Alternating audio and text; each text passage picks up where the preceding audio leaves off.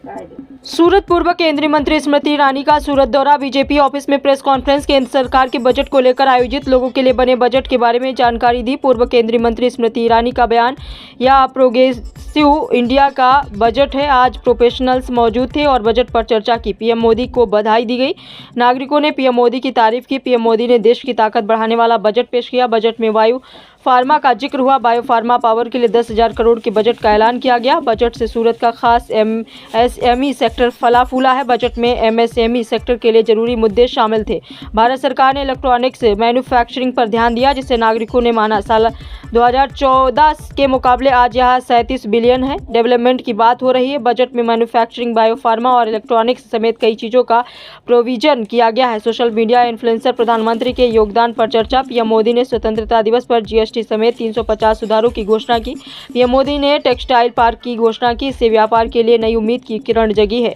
एक पक्के इरादे वाली सरकार और कर्तव्य पथ के जरिए विकसित भारत के संकल्प को पूरा करने की कोशिश की है। 11 साल पहले प्रधानमंत्री नरेंद्र मोदी ने जन धन योजना के जरिए देश के लोगों को जोड़ने के बारे में सोचा था, जिससे सेविंग्स अकाउंट में 2,000 करोड़ जमा हुए हैं। देश में 10,000 रुपए की मैन्युफैक्चरिंग है, जिससे रोजगार बढ़ा है। इंडस्ट्री बढ़ने से गरीब परिवारों को आर्थिक फायदा होगा। जब सरकार किसी आउटलेट की घोषणा करती है तो आप मिडिल क्लास को ध्यान में रखती है। बजट का उद्देश्य है महात्मा गांधी ग्राम स्वराज योजना, जो सिर्फ और सिर्फ हैंडलूम हैंडीक्राफ्ट के लोगों को, विशेषकर ग्रामीण अंचल में। आप जो आक्षेप लगा रहे हैं उस व्यक्ति की ओर से लगा रहे हैं तो ढंग से सुनते नहीं या पढ़ते नहीं। पढ़ लेते तो उनको ये भी दिखाई देता। नागरिकों ने जिन अंकों का प्रमाण दिया है उसका उल्लेख। आज से 11 साल पहले जब प्रधानमंत्री मोदी ने कहा कि हमें जनधन योजना के माध्यम से वो नागरिक जिनका बैंक का खाता कभी खुला नहीं, उनको देश की अर्थव्यवस्था से जोड़ना है, तो किसी ने ये सोचा नहीं था कि 56 करोड़ हिंदुस्तानियों का पहली बार बैंक खाता खुलेगा। अगर पारदर्शिता से अंकों की आप राजनीति करना चाहते हैं तो ये भी सत्य है कि आज उन जनधन अकाउंट्स में 2,73,000 करोड़ रुपया सेव।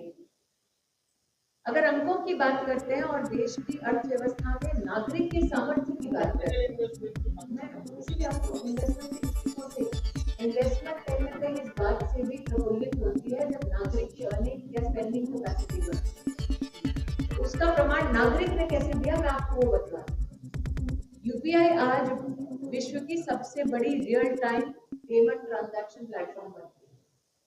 सिर्फ नागरिक ने कितना सामर्थ्य अपना दिखाया है वो आंकड़ा बताती हूँ। 21 बिलियन ट्रांजैक्शन हुए हैं और 21 बिलियन ट्रांजैक्शन में 28 लाख करोड़